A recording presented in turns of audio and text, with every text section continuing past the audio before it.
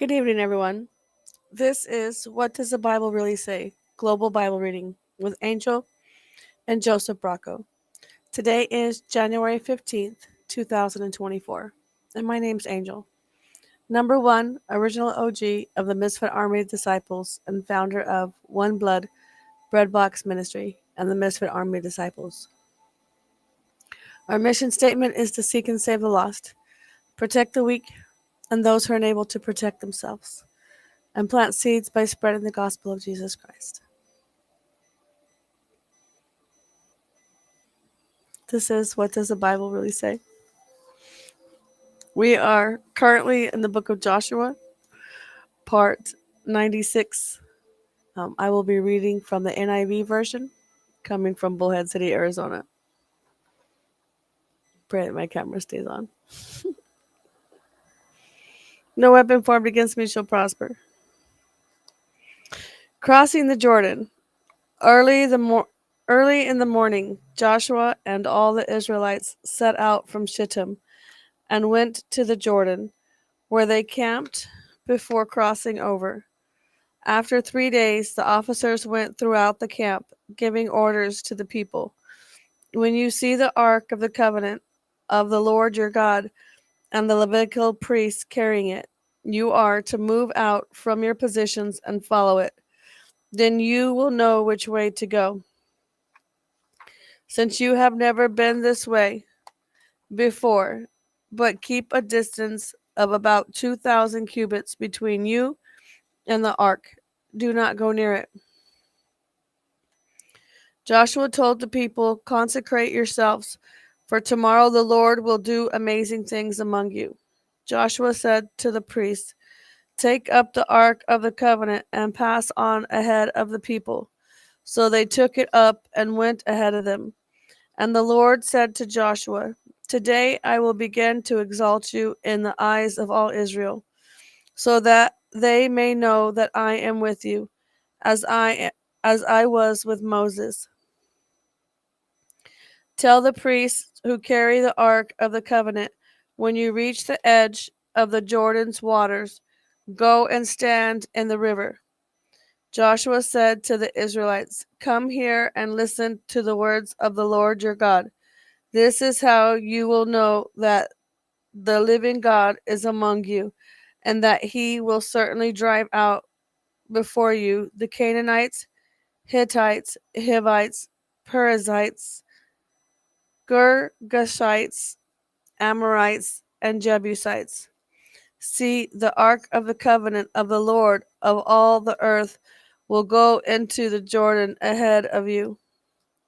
Now then, choose 12 men from the tribes of Israel, one from each tribe, as soon as the priests who carry the ark of the Lord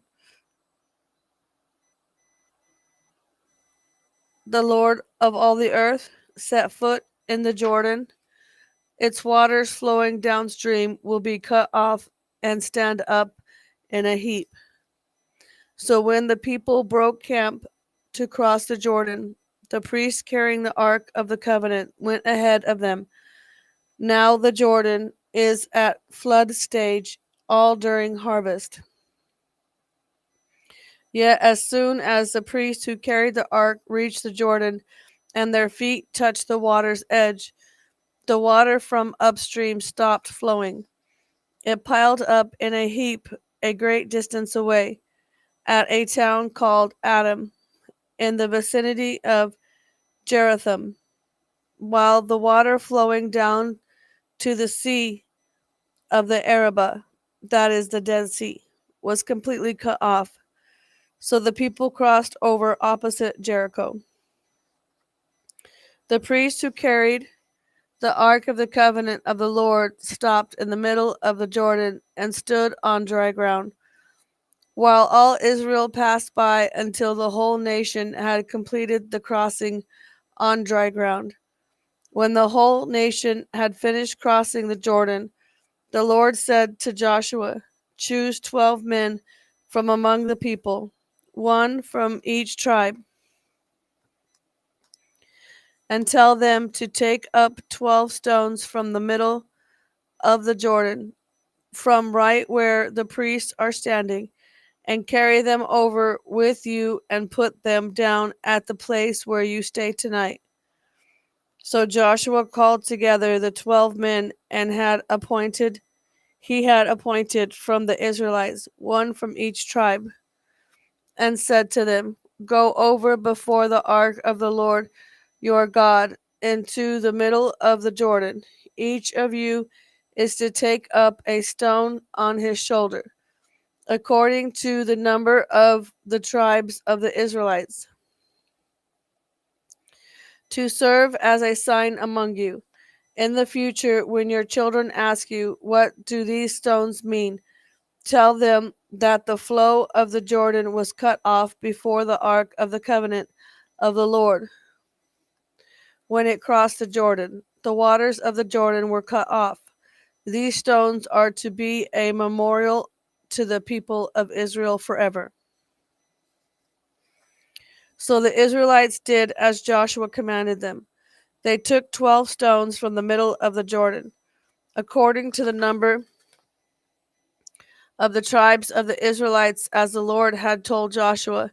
They carried them over with them to their camp, where they put them down. Joshua set up the 12 stones that had been in the middle of the Jordan at the spot where the priests who carried the ark of the covenant had stood, and are there they are there to this day.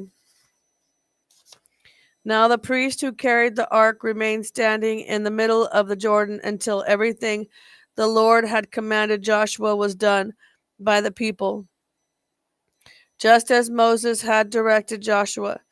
The people hurried over, and as soon as all of them had crossed, the ark of the Lord and the priests came to the other side, while the people watched. The men of Reuben, Gad, and the half tribe of Manasseh crossed over, ready for battle, in front of the Israelites as Moses had directed them. About 40,000 armed for battle crossed over before the Lord to the plains of Jericho for war. That day the Lord exalted Joshua in the sight of all Israel, and they stood in awe of him all the days of his life, just as they stood in awe of Moses. Then the Lord said to Joshua, "Command the priests carrying the ark of the covenant of the law to come up out of the Jordan." So Joshua commanded the priests to come up out of the Jordan. And the priests came up out of the river carrying the ark of the covenant of the Lord. No sooner had they set their feet on dry ground than the waters of the Jordan returned to their place and ran at flood stage as before. On the 10th day of the first month, the people went up from the Jordan and camped at Gilgal on the eastern border of Jericho. And Joshua set up at Gilgal the 12 stones they had taken out of the Jordan. He said to the Israelites, "In the future, when your descendants ask their parents, what what do you, what do these stones mean? Tell them Israel crossed the Jordan on dry ground. For the Lord your God dried up the Jordan before you until you crossed over. The Lord your God did to the Jordan what he had done to the Red Sea, when he dried it up before us until we had crossed over. He did this so that all the people of the earth might know that the hand of the Lord is powerful, and so that you might always fear the Lord your God." Joshua chapters 5 and 6 to be continued. And this is What Does the Bible Really Say? Global Bible Reading, Part 96, Joshua chapter 3 and 4, NIV version. And that's all I got. Peace out, yo. Angels to me out.